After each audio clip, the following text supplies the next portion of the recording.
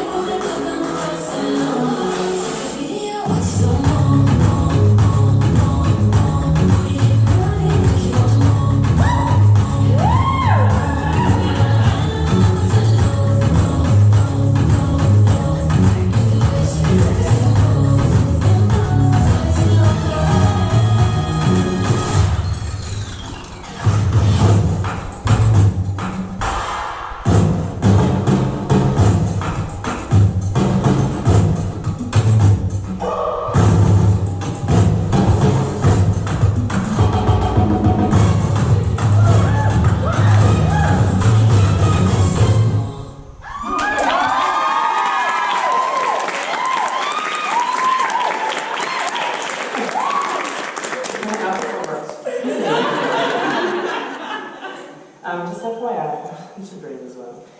I put safety pins between my top and my underpants to make sure that it's really fan. This fan is not a prop. Just take me in. Dropbox. Thank you. What am I talking about? Okay. That was, by the way, the song Slow Mo by Chanel, or Chanel as the Spanish say. That was not my choreography. I decided not to do any choreography for this one. I'm actually sick, by the way, so like don't sit too close to me. That also means my lungs aren't at full capacitoire, so I'm really fit to do this. My friends can verify. Also my lovers, who are not here.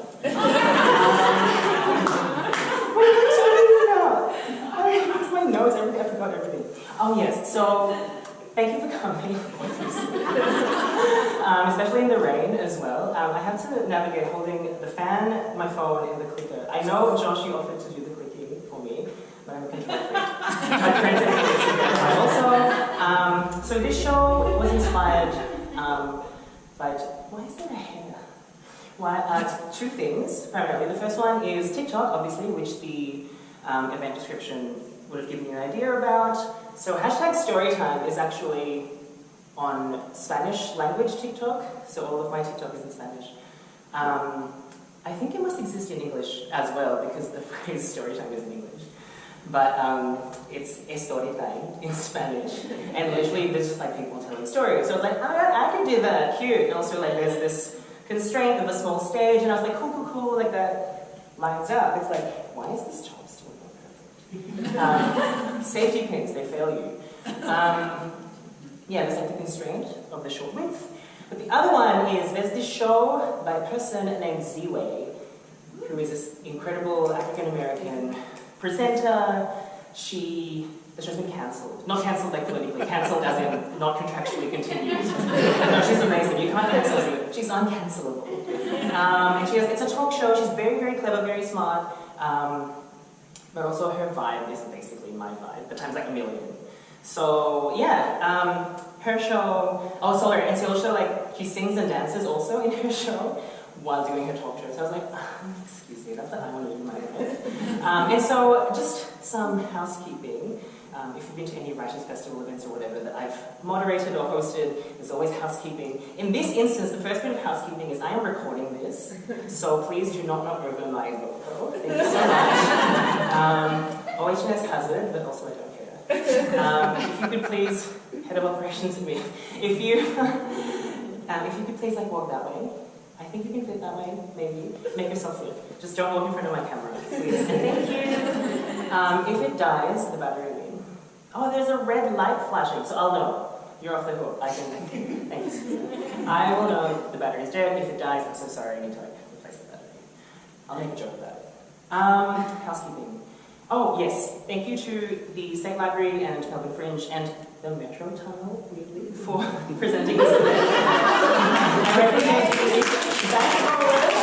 Thank you so much. But because they're the bankrollers, I'm required to keep this family-friendly, which I interpreted to mean PG, not G, because no one wants to go to a G thing. So PG, I will try to keep the jokes not gross. And my final bit of housekeeping is confession, courtesy of Usher, confession, which is that the reason I'm filming this, well, there are three reasons. The first one, obviously, is my vanity. What else do you do in your life? Not watch videos of yourself. Secondly, because of my mental illness, I criticize myself a lot, so I will watch this and criticize everything I've done, so I know to improve it for next time. I do that with my dance videos on Instagram or whatever, but those are like 1 minute. This is an hour, so we shall see. I'll be like stuck at home for 4 weeks. Where was that? And the third reason is, look, I have a dream. It's like a 20% dream, not like a forefront of my mind dream, it's like a tiny dream. To maybe, have like a TV show one day. I haven't really thought about it. It could be called like Dolph After Dark. I could picture it. SBS Viceland. Oh, no one watches TV. Like Amazon Prime. I haven't really thought about it. The guests could include like politicians, but also like, it's not funny. Oh, it must be funny. It's cool. Famous writers or like musicians, people I want to date, but they don't know that I'm inviting them on the show for that reason. But I haven't thought about it like at all. So this is very low-key, but please do laugh. You're obviously laughing, which is great. But if at any point the laughter lulls, I will edit in a laughing track. You may as well do it for me. We do reading now. Where is it? My throat is like really dry. Where's the humidifier? We put this away. Oh my god, I realize some of you have already heard an early version of this piece. Oh, embarrassing! Don't say anything. Apparently I'm funny. Like, ha ha ha ha, funny. I know my audience tends to laugh a bunch when I crack jokes at Writers' Festival events or launches I host. But prior to my... Oh my god, can you happen? Oh my god. Ah! Surprises! Prior to my Dance Massive performance in 2019, I did a minute's worth of spontaneous quipping, and legit, the laughter I provoked was pretty up there in terms of volume level. I wasn't even there to make jokes. This was just preamble to my dancing. Afterwards, another artist on the slate, a famous professional comedian, who shan't be named because we're above name dropping and we need to respect the privacy of daddy cats. Told me I should consider a one-man show at the Comedy Festival or Fringe or something. Or something. What do you know? Later, a friend who was in the audience told me, give you a mic and you'll make it the Adolfo show. I love you guys, but it's called Dolph After Dark. We established it. But I haven't thought about it. Another friend who was there said, people think you planned out this whole routine, but I know it's just you, like when we hang out. She's right. Often those jokes won't be planned. The other friend's also right. They're always just me being me. Often when I get a spotlight like this, I won't even remember most of what I've said. Hence the camera. The feeling, I guess, is like being possessed. Give me an audience, spotlight, a mic, and something comes over me like the headiness of Prosecco 3 flutes in. I'm Filipino, so performance skills are a must, as we've seen, lest you be disowned. But I'm also bakla. We'll get into that. Which means I'm bonga, and I live for the fame. I live and die by my ego and the manifold ways my audience engorge it through fanfare. When I was 6, in grade 1, back in Manila, one of the boys, let's call him Rico, for privacy reasons, yelled at me across the school basketball court, where I was sitting with some girls playing with some Polly Pockets. Memories. Y'all know. Oy, Rolfo, bakla ka ba? Was I? Hindi, no, my girlfriend kaya ako. I wasn't lying.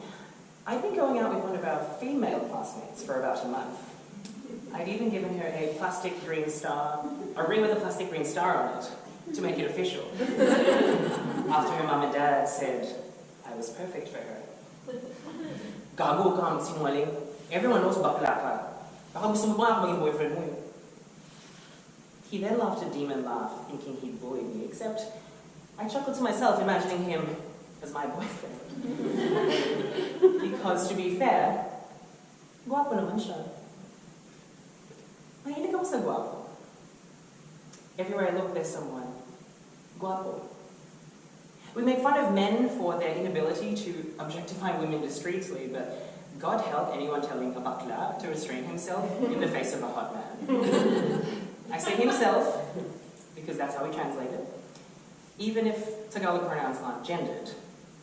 Plus, a bakla wouldn't strictly consider himself a woman, nor is he likely to adopt what we, in queer theory, would refer to as the global gay discourse that frames its identity as a third gender. A bakla is a bakla. And this encompasses anything from a cis man keen to sleep with other cis men to what we in the West might call a trans woman. You know what does define a bakla? Our undying love for the club. Let's call us connoisseurs of the cute. Sexperts on spunk. Occasionally I see the bakla or something like it in Western media. The campy gay man, I suppose. Titus Andromedon from Unbreakable Kimmy Schmidt is one, and possibly one of my faves. I've been told I've osmosed his hair flicking, when in fact, excuse me, I've had long hair since 2005, and excuse you, again, I've had... Jack, get out! What are we up to? I've had long hair since 2005. And Peter doesn't even have hair. And I guess we do have a very comparable vocal range. Anyway, more importantly, watching Titus is like watching me walking down the aisle of a supermarket. Or the hallways of my apartment building. Anything that resembles a catwalk, basically. Like, I could be a model. Like, when I visited Manila in 2016, a casting agent literally came up to me while I was window shopping and asked if I wanted to be a model. But by the time I was a teen, by then I was known as bakla without uttering the word, and my parents were organizing meetings with priests who said I should be cleansed with the Holy Spirit, etc. A sad story, not for tonight. By that point, there was nothing worse than being compared to, now you can go. Oh my God! Jack from Will and Grace. I loved that show to bits. And I tell myself every episode, you can be gay, but be like Will gay. A respectable gay. This internalized homophobia would reappear later, like when I wrote in my 2004 coming out letter to my dad, that I wouldn't be one of those, I quote him here, screaming fags at the mall. His words, not mine. Or when in my early 20s, I wore cardigans and button-up shirts to stifle all sense of flamboyance, because flamboyance equals Jack, equals bakla, and just so that there was nothing worse in the world than to fail at passing it straight. Pero tangina, why would I have wanted to pass this straight? There's so much power in the presentation, in the guise. Some time ago on the podcast Food for Thought, the hosts talk about the sheer Machiavellian force of this thing called gay mouth. Try Sivan as a gay mouth. Apparently. But again, from their descriptions, I reckon Megan Thee Stallion also has a gay mouth. And of course, I have a gay mouth. Okay, or after an event some years ago, my then work wife and I ended up at Crown Casino, because we're fancy. And while waiting for her to finish up at the bathroom, I leant against a pillar.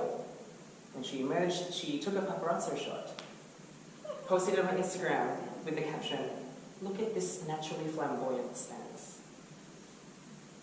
I thought I was just, anyway, whatever.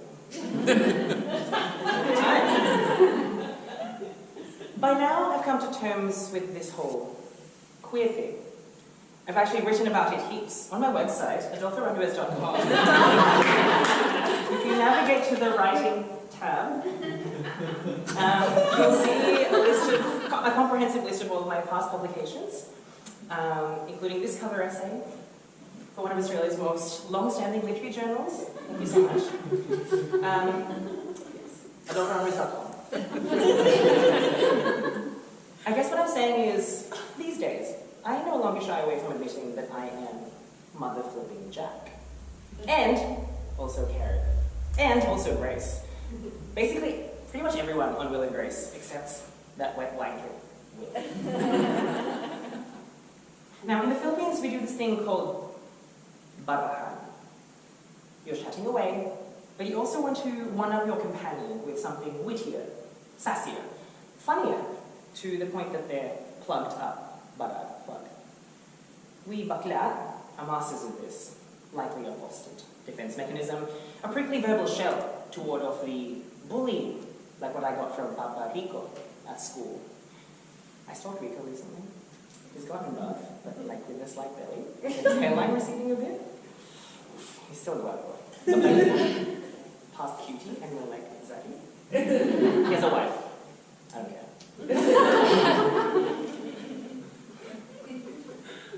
Part of what makes barahan extra effective is the incorporation of, this is the censor, sword speak, the sociolinguistic term for Philippine gay slang. It's so culturally potent that even straight Filipinos use it, kind of like the way English speakers use English-speaking queer slang as well. Sword speak features things like wordplay, rhyming slang, pop culture references, cross-language bastardizations, deliberate mispronunciations. It's hilarious. The very gay sounds j, v, sh, and z, hear me out, are added aplenty. The word ako, I, turns into akesh. Halaman, plant, into hulaman, bugs. Huli, caught or catch, into Julie Andrews. Hello becomes, Hale, kamusta ka ba, Clan? Nasabi ko mo si Papa kanina sa bahay. Baka wish niya ka siya ng jowa. Charot.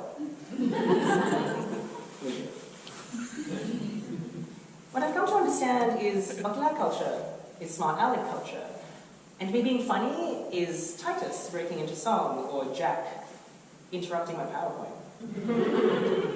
Who needs the Holy Spirit when you're filled with the spirit of bonga? Don't Crayola for me, Australia. Thanks.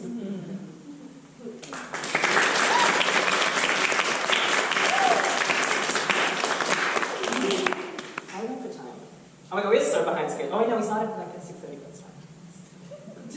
As those of you who have seen me at writers' festivals, I am the perfect moderator, always on time, and so my timing is crystal. I'm going to forget everything I just said. I'm also doped up on Codral and pseudoephedrine, by the way. Legally, I gave my name to the chemist. And I was like, you know what, if I'm going to use them, now is the time. I'm like performing, I need to be like, hey, when am I going to do this again? Maybe on TV. I haven't thought about it. What are you talking about? Oh yes, TikTok. I love TikTok. I didn't think I would. Props to Susie Anderson, one of my besties, who put me onto TikTok years ago, and I was like, what is this shit? PG. Shirt. What is this shirt? But this thing, so now obviously like my For You page is filled with things that I love, like Spanish, hot men, and dance. It's kind of it, really. Oh, like weird videos on manifestation as well. I think I liked one of them, and I was like, oh no! Anyway. But this thing on TikTok that I noticed recently was really interesting, is there's this divide that exists between those who dance for fun and those who dance full stop. So this was the thing that I kind of had early on. I was like, oh, it's really wonderful that people are getting into dance, people moving their body, it's healthy, it's expressive, my art form is being shared to the world, right? It's all good. But then at some point, I realized that the numbers, and you shouldn't look at numbers on social media, but I did, and the likes and views and stuff for the actual dancers dancing were so much lower than for the hot people doing nothing. And they're just like, and I'm like, why is this like 4.5 million views? Like, I don't understand. And so, I wasn't alone in this, it turns out. It turns out. There is a whole sub-community of dancers, professional dancers, those of us with training and you know, formation and like learnings, technique, yeah, who have started doing their own trainings to separate themselves from the plebs. Because plebs can't do these dances, just so you know. And I'm going to show some of them for you now, because we can. I mean, why not? Phone down. Oh, sorry, that's the holding slide. It was blank. And this like library staff were like, is this meant to be blank? And I'm like, oh my god, put something on it so that people know it's a holding slide. It's the holding slide. So these are 3 that I'm going to demonstrate for you. Tidbit, which is spelled titbit, by the way, in certain countries. Like not tid with a D anyway. Titbit. On the very left there is Brian Friedman, legendary choreographer, who's worked with Britney Spears, Lady Gaga, everybody basically. I'm going to do that one first. How do we do this? I guess I play. Can you play for me, Josh? Well, wait, not yet. I don't even know why I'm demonstrating them for you. I could have just played them. But, I mean, it's better for you, right? Yeah. I don't want no minute man.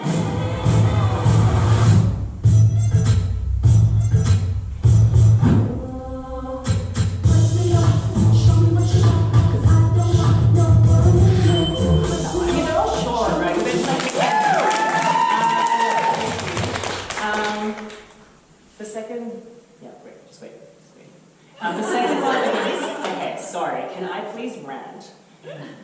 This person from Germany, the handle is Ave Moves, or like Ave Maria, I don't know.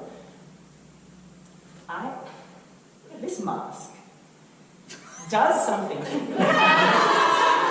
I mean, he's a really good dancer as well. He's probably 18. He's probably really young. He's like a twig, he has no body, he's like not my type at all. But when he moves, I'm just like, okay. Also the grey track pants. Anyway, look him up. He does his whole series of like, he'll do the same choreo, but he'll kind of say 90% precision, 2% energy. So it's like really like lanky and stuff, but it's, all the moves are right. Like I can't do that. Anyway, also, makes me think of the Phantom of the Opera. Sorry, okay, sorry.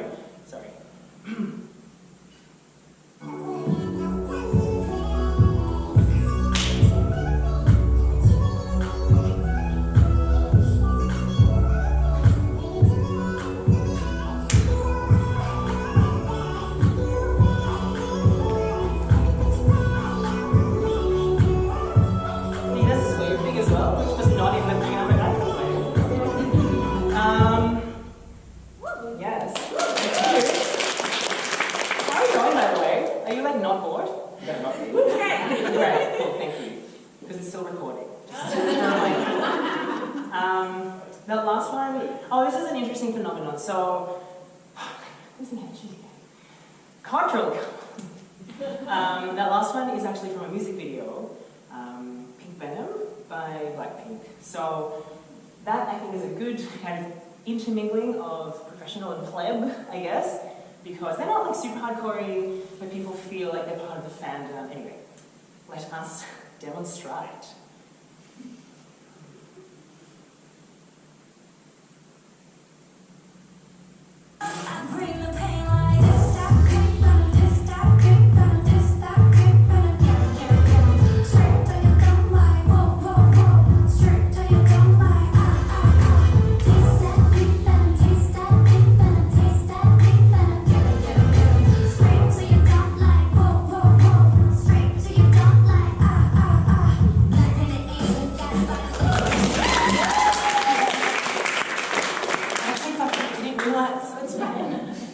Don't tell Blackpink. One of them is Australian, by the way. That's not fair. Sweating. Well, that concludes. This show is divided into 3 acts. That was the end of Act 1. Just gonna readjust myself. Take like 30 seconds. You'll come back. Beyond me.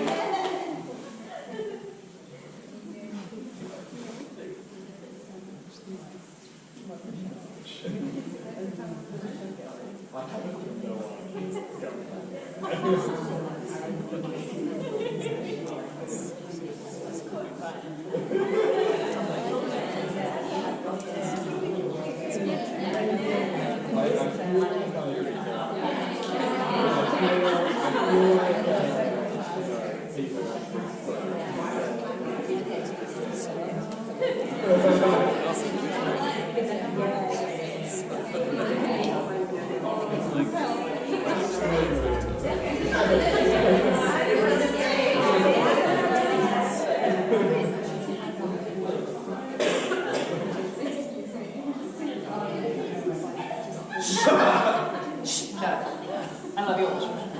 Thank you so much. Make joke about needing breath after dancing. That's fine. Something I wanted to say about TikTok is, for all this talk I just did about being professional and having training and not being a player, let me tell you, there was this one, I was going to do it, I was going to demonstrate, but I was like, you know what, I don't want to film it, it'd be frigging up, but this one choreo, this one dancer, I couldn't do it. I just couldn't do it. You know, I'm like an advanced dancer, you know, like the intermediate, but I'm an advanced dancer, like objectively. But I guess I'm like maybe like low, medium advanced, and this guy was like advanced. In my defense, his muscles were like larger than my thigh, right? And like mask movements are just not my thing, and they were very mask. I'm making a lot of excuses. Anyway, I'm not even going to show it to you or tell you what it is, but just know that it was a shock. It was a shock. I couldn't do it, okay? Just letting you know. And there's also a hashtag in the Spanish TikTok called Things That Keep Me Humble. That was a thing. Kept me humble. So I'm sharing it with you because you came to my event. Do not tell anyone that I failed one thing. I failed nothing. Speaking of growing up, I'm going to share a story that I share a lot when I talk about queerness. Some of you probably have read this in my many published works, or you might have heard me talking about it. But in 1991, when I was 3, I was singing at home. My mom heard me from across the room, so she's like, oh, cute, my son, he has the talent, he has the gift. Brings honor to the family, whatever. So she walks in, sees me on the floor, a towel draped on my head, bed sheet wrapped around my legs like a tail, my throat painted yellow, the yellow of Ariel's voice box, before Ursula grabbed what was contractually speaking rightfully hers by that producer. Anyway, flash forward. I realized recently, well, I discovered it by TikTok, actually. Oh my god, this whole show is just about TikTok. I do not work for TikTok. But I discovered by TikTok that Hans Christian Andersen is queer. We're not going to call him gay because it's a bit, you know, anachronistic to assign a label to someone who didn't identify as such, etc. But he did have same-sex attraction. And scholars have suggested, literary scholars, some of whom are in this room, like me. But no, not just me also. Like some have suggested that he wrote The Little Mermaid as a way, as a metaphor for his unrealizable affections towards someone. And there are letters, you can find them online, of him writing to this friend who was engaged to a woman who did not reciprocate his feelings, etc. Interesting. The 3-year-old Dolfo loved The Little Mermaid. I know it was the Disney version. But synchronicity across time and space, perhaps. But also, get this, the person who wrote that song, Part of Your World, the famous Disney song that won an Oscar, was also gay, actually gay. And he was dying of HIV, of AIDS, when he wrote that song. He was in the room coaching Jodie Benson, who sang that song, specifically to express it the way he wanted it to be expressed. Coincidence? I think not. And on that note, could you play for me? Because I'm just finding myself. Oh my god, I forgot to click my own clicker. That's Ariel from The Little Mermaid. That's Hans Christian Andersen. I'm really good at Photoshop, y'all, by the way. Okay, now I'm gonna do it. It's really dry. Is there any water, actually? Wait, no, save, don't.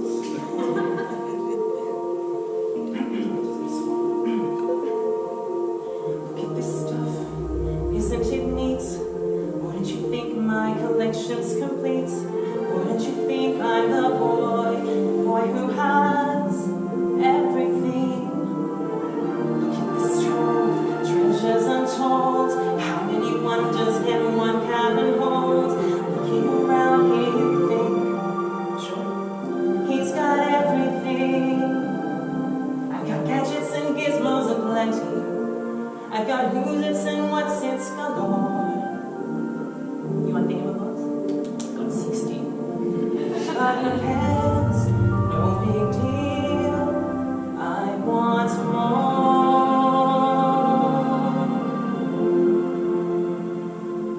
I wanna be where the people are. I wanna see them dancing, walking around on those, what do you call them? Eyes. Flipping your fins, you don't get too far. Legs are required for jumping, dancing, strolling along down the street with feet up where they walk, up where they run, up where they stay all day in the sun, wandering free. Wish I could be part of that world. It's a mashup, bitch. Coming for me. I feel it there beyond the trees, all right behind these waterfalls. But I ignore that sound of distant drumming. For a handsome, sturdy husband who builds handsome, sturdy walls and never dreams that something might be coming. Just around the riverbed, waiting just around the riverbed. I look once more, just around the riverbed, beyond the shore, somewhere past the sea, don't know what for. Why do all my dreams extend just around the riverbed, just around the riverbed? Oh my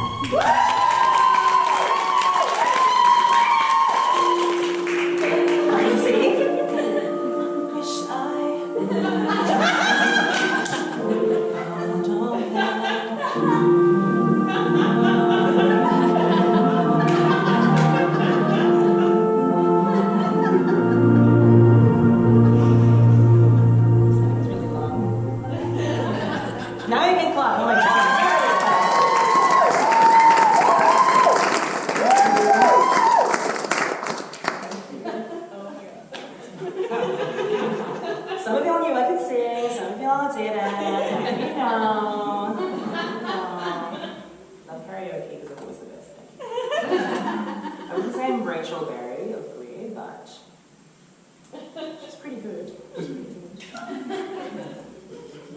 I'm going to talk about the I Want song, which is a subgenre of song in musicals. Those of you who are musical theory nerds, oh sorry, I didn't mean to repeat, sorry, I outed you. I promised I wouldn't tell people, Chloe. Those of you who are not Chloe and musical theatre nerds know that there is a subgenre called the I Want song. It's usually around towards the end of the first act of the musical. It's when the protagonist talks holding saliva. Wow. Holding saliva. It's when the protagonist expresses what they want. If you think about classical literary theory, you know, the hero's journey, it is when they break the normality of their lives, right? Yes, technically Defying Gravity is not an I Want song. It is a I'm coming out song like Let It Go as well. But I just wanted to show love. Because I can sing it. Why wouldn't I do it? But the others are I Want songs. You know what else is an I Want song? Belle from Beauty and the Beast. Except, shh, Helen. I think, why the f would you waste your time singing about all the little people? Literally, right? She spends the whole song. Little town full of little people. Every day, like the one before. Little town full of little people. Like, bish, please, what do you want? Just say what you want. Like, these people are just living their lives. They're poor. They need to, like, work and stuff. Shut up. Anyway, not a fan of Belle. Also, everyone kept saying I was Belle because I was smart. Like, beast though. But also, like, anyway. Why am I talking about this? Oh yes, because I wanted to also seg into a rant about why Disney always was so obsessed with love. My God, we're behind schedule. I'm going to skip that thing. I'm going to read you a bit of it though, because we're running behind schedule. Oh, sorry. I've also written heaps about queer love and how, you know, the pop culture that we consume helps us form our sense of self. You can go to my website, if you navigate to the writing holding slide, excuse me, you go to the writing tab, I have a list of my written work. So, yes. I'm just going to share a little bit of this with you. I was going to read the whole, well not the whole thing, excerpts of it, but something that doesn't change, despite growth, is, in my case, the level of drama. So I was doing research for this presentation. And I found this email I sent to my mum. This is real, like the 20th of July 2009. I still use my Yahoo. This is literally an email I sent to my mum. Yeah, I'm going to read you that first paragraph. Hi, Mum. I've been postponing telling you this story because I wasn't really sure how to. No, you are sworn to secrecy. Bold, do not, all caps, not. Forward this to anyone, do not, all caps, not, tell anyone else, do not even summarize, all caps, this story to anybody else. Maybe even Dad wouldn't be ready for this. This is a matter of public interest and could jeopardize someone's career.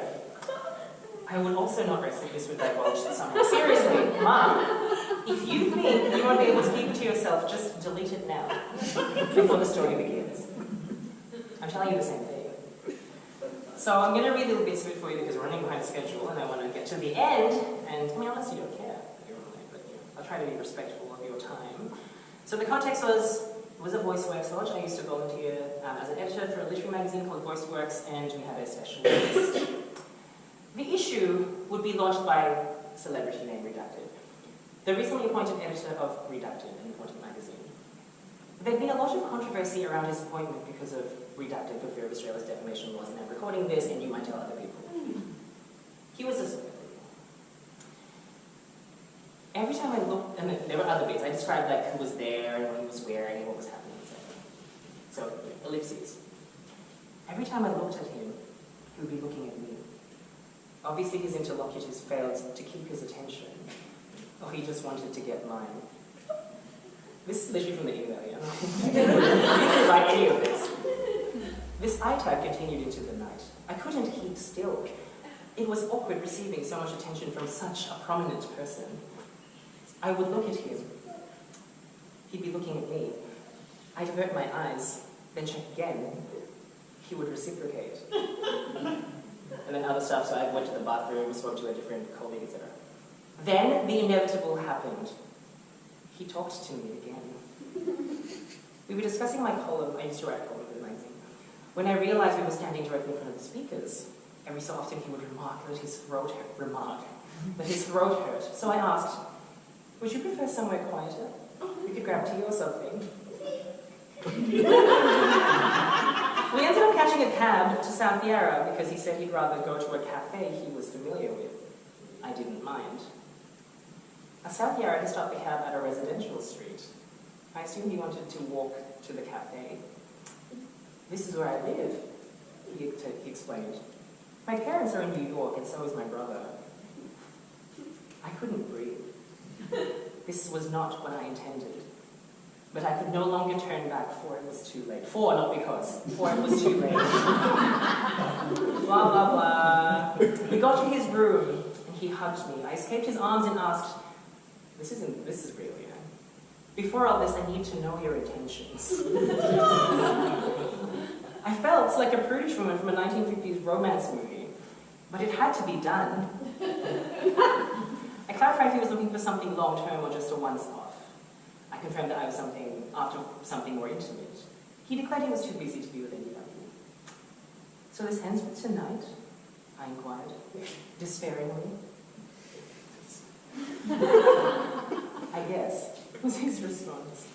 Anyway, it keeps going. We don't have sex. I was going to read the whole thing later. Unless you want me to get to the end. Anyway, the ending is, after all of that, going through everything with my mother, I neg him, and I'm like, I'm not sure if anything will eventuate from this. Physically speaking, he isn't even my type. Though he does have nice hands, eyes, and eyebrows. He's also, oh my god, wait for it. He's also very clean, well-bred, and his intelligence is a given. I think I'd like something more, though I'm uncertain how it would work, considering his and my busy schedules. Pero que será, I just wish it hadn't ended so quickly. If you want the whole copy, I can send it to you. Oh, but I'll have to remove the name because this person is like, yes. Lol, cute. I'm going to do a song again. This is not about him. It's not about him. It's about someone else. Can you, sorry, wait, well, I need to count 3 seconds because it starts with me without music. Okay.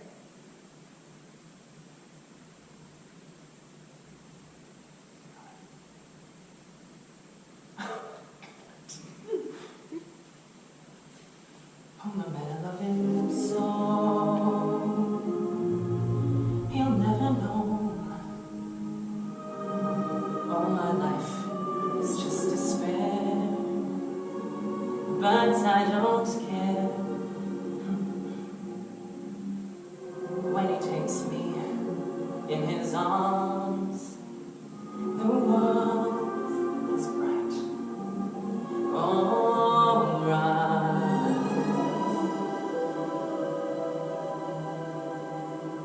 What's the difference if I say I'll go away?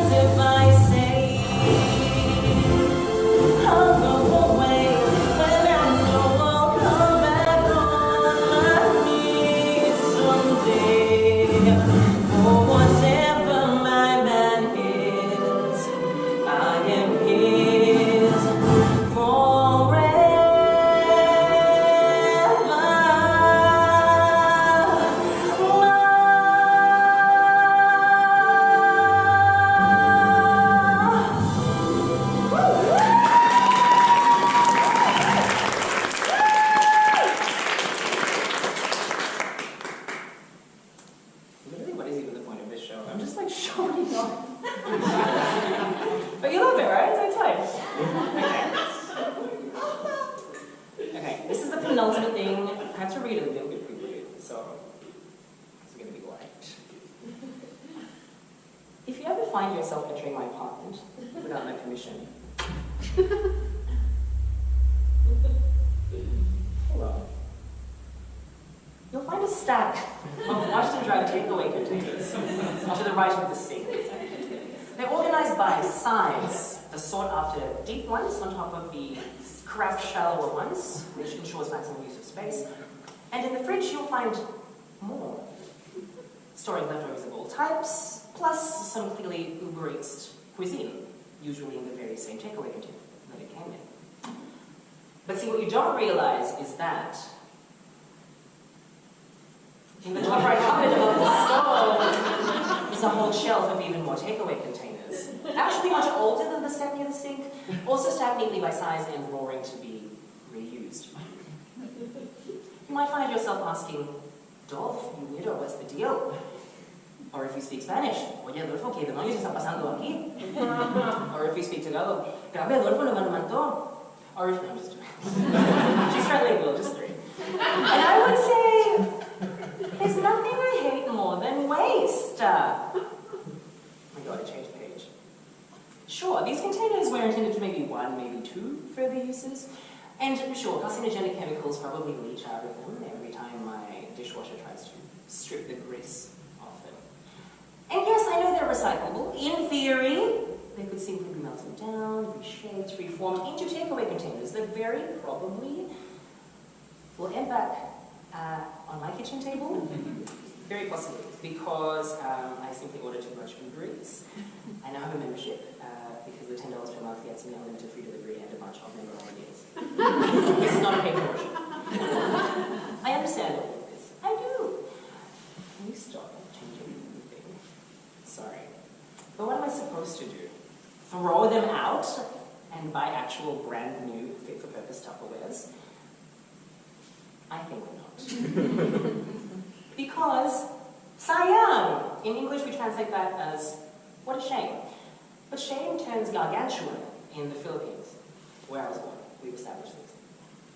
Growing up the way I did, limp-wristed and genteel and avoidant of masculine physicality, because I love to be a stereotype, I was often told how much of a shame it would be to lose someone like me from the lineup of prospective husbands and future wives. My intelligence, obviously numerous talents, my relative height, it's an in-joke, my mixed features, it's a cultural thing. All of these things would simply have been wasted in the eyes of my family and relatives. In the West, we just counterpose shame with pride, like gay pride. But where I grew up, shame for a child is a hex on the entire family, a stain on the whole ancestral line and all future generations. We don't do coming out, really, because unlike in Australia or the US or whatever first world country came up with this concept, your relatives will just keep pushing you back into the closet. Who knows what the neighbors might think? I won't go deeper into this because it's heavy, too heavy for a night of laughs, but if you just head to my website, I've written a bunch about this, so if you just navigate to the writing tab, he really doesn't want to show you, but that's the writing tab, that's what it looks like. You can read about my work, thank you so much. DrRimus.com.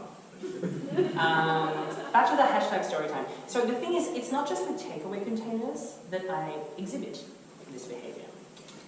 My devotion to the life-affirming mantra of sayang manifests in the following other ways. 1. Leftovers.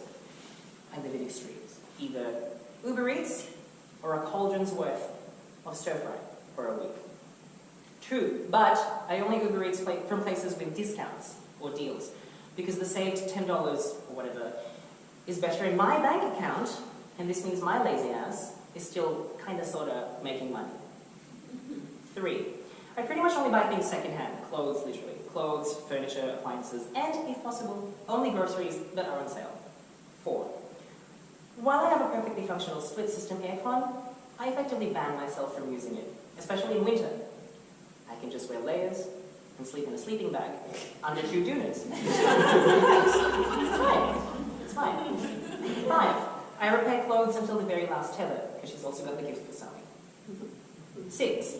I catch up on group chats even if I absolutely hate any and all chats and texts. No, please.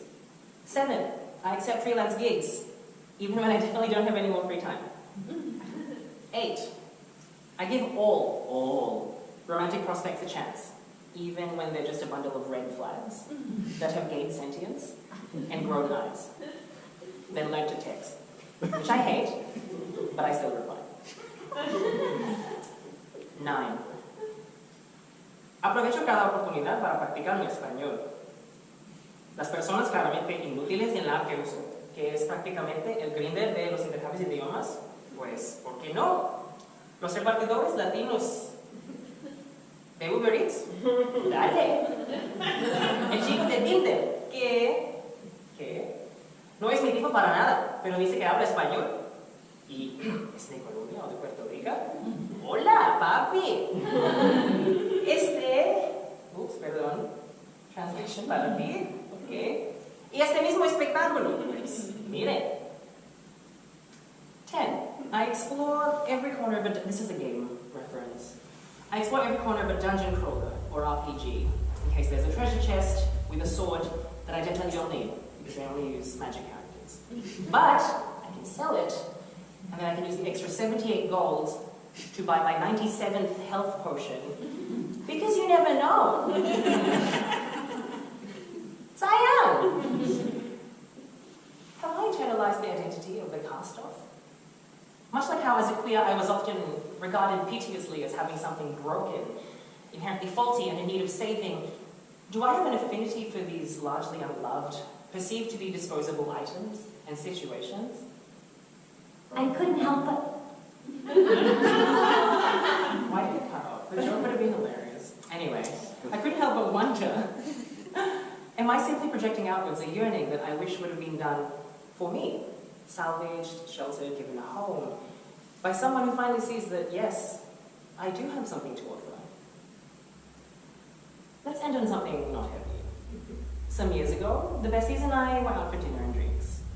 About 3 hours in, I realized I hadn't peed at all since work. She has many gifts, and another one is that she has a huge bladder.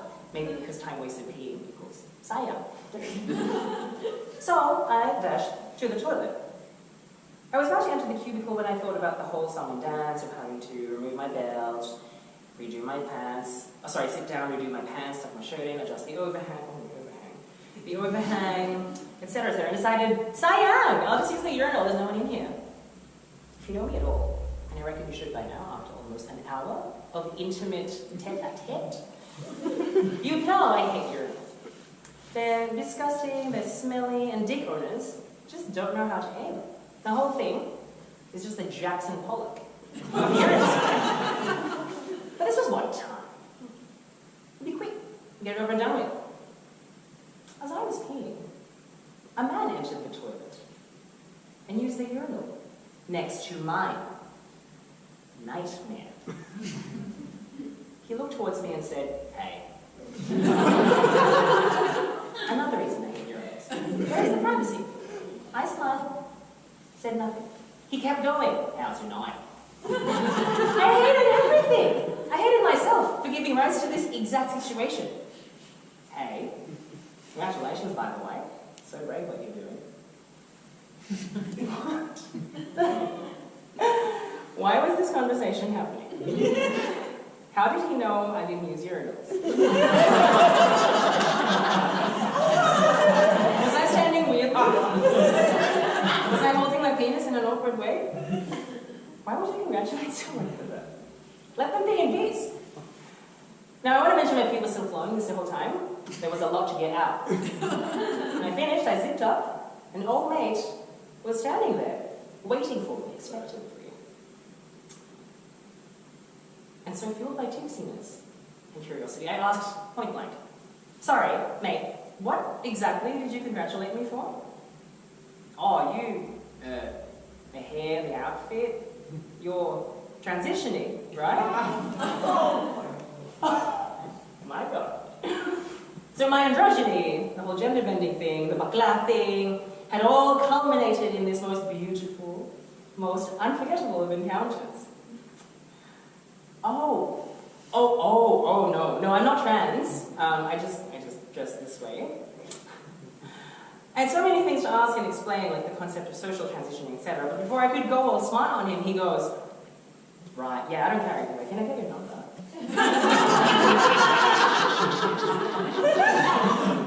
And so, dear audience, I remind us all that perhaps Sayang is not so easily dismissed. That surely something worthless to one person, one family, one culture, may be a diamond to another.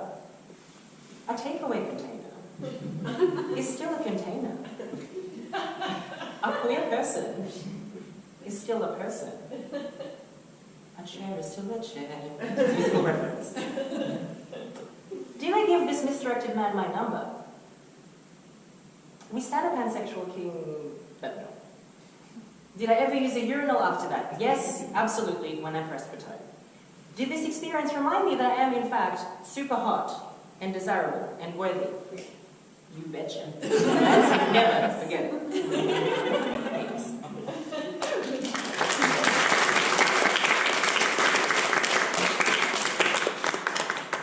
Very sad to announce that we're coming to a close. This is how we're ending. Where's my fan? Oh, where is my fan?